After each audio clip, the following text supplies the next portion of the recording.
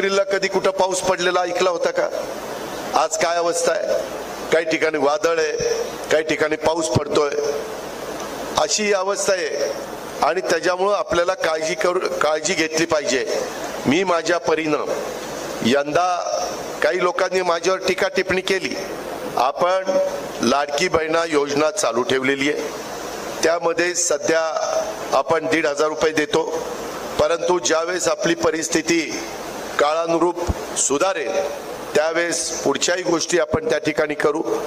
मी 31 तारखेच्या आत पीक कर्ज भरा सांगितलं, त्याच्यावर काहींनी टीका केली.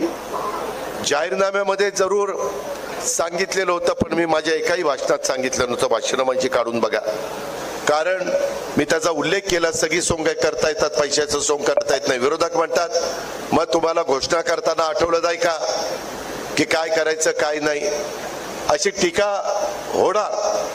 पण शेवटी राज्याला आर्थिक शिस्त पण लागली पाहिजे.